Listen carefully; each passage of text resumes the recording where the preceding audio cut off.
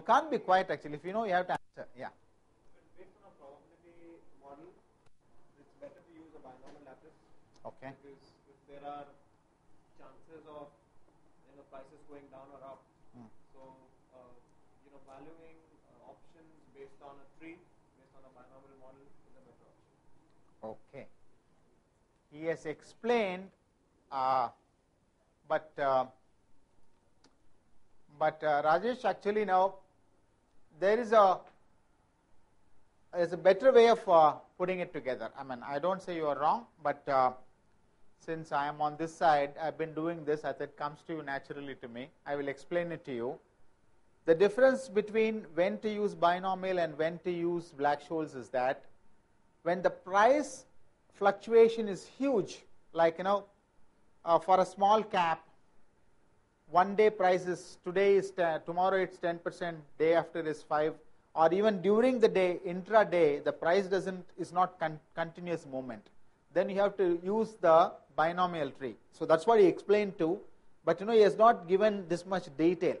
Okay, so if the price is continuous, you use a Black-Scholes formula. So if I give you a problem and I tell you the price is continuous, your mind immediately should tune to valuing it by Black-Scholes. Okay. How this is arrived, somebody asked me actually, that is a different class altogether. I have a presentation on how it is arrived. I can only get you how it is arrived, but even the Black-Scholes has told that there are 10 holes in Black-Scholes. No one has yet to discover any one of the hole of this formula. But we take it as a holy grail and keep on going with the same formula.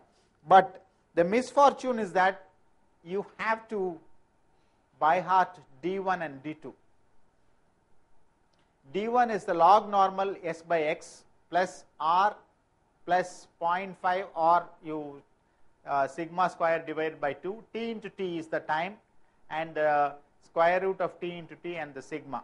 D2 is nothing but D1 minus sigma into square root of T into T minus T. That is the denominator comes back again, as simple as that.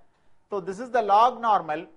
I can explain you why it is log normal. S by X is nothing but stock price minus strike price. Why it is log normal? Log normal is used when the values can never go below 0. The values can never become negative. Can a stock price quote as a negative? No. So that is why for the stock market, you can't apply a normal distribution, you can have to apply the log normal distribution. Rest of all, you know that this is the interest rate and this is the sigma is the volatility. Yeah. So that is why we call volatility is a friend of options. Okay, should we do this? Why don't you take this simple? Trust you. Trust me rather. Once you do this, there are two ways of looking at. One is that if there is a 2 or 3 mark questions, you can do it in the exams. And the second is that you can apply this to the intangible valuations when it comes to that. So shall we take up this? The stock price is 47. The strike price is 45.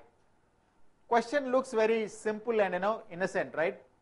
R is 0.5 and the sigma is 0.4 and the duration of the option is 3 months. Anybody could give me the how to arrive at the call option price? I have given you this. Yeah. Should we do this or you don't want to do this? Yeah, take that and do it please. Yeah. So call is stock price into ND1 and present value of the strike price into ND2. So we calculate the D1, we calculate the D2 and then apply the D1 into ND1. D1, the formula is given. ND1, how do you convert the D1 into ND1? You have not done normal distribution table. Look for the number. Okay. So what has happened here? I have taken the D1. D1 is log normal 47 by 45 in a spreadsheet, you write ln 47 by 45, you get the number. Okay. I don't know whether they allow you to do a spreadsheet, and that is questionable. Probably they will give you log normal expression itself, probably, I am not sure. But definitely without this there is no exam in valuation, I can tell you this. Then these are the numbers which you know. This is the interest rate. Once you by heart, then it becomes easier. Then it is the 3 months, T minus T is 3 months, right?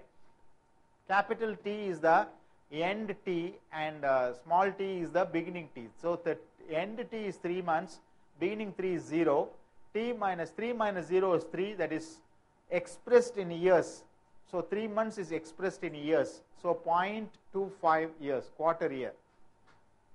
Okay, and the denominator square root of sigma into square root of time, 0.25. See, it's sigma square root of t. You put it here. Then the d1 comes to 38. d2 is nothing but d1 minus this 0.4 into square root of 25, that is 0.2. The d2 is 18. So once you get the d1, you go and look into the table. Anybody can open the table, or anybody knows how to see the table? Forget whether you want to do it or not, you should be able to locate the numbers, right? Let me find out whether I have a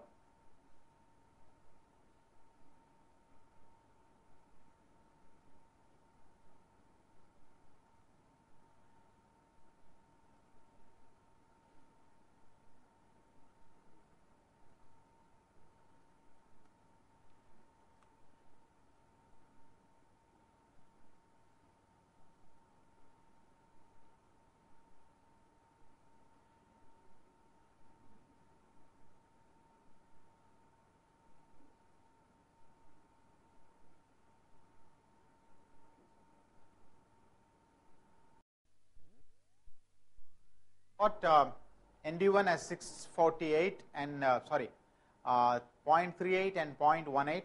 Okay, when you go and look at the coordinates of the distribution, 0.38 is 0.3 and 0.8, 6480. 0.18 is 1 and the 8 here, 5718. So difference between these two.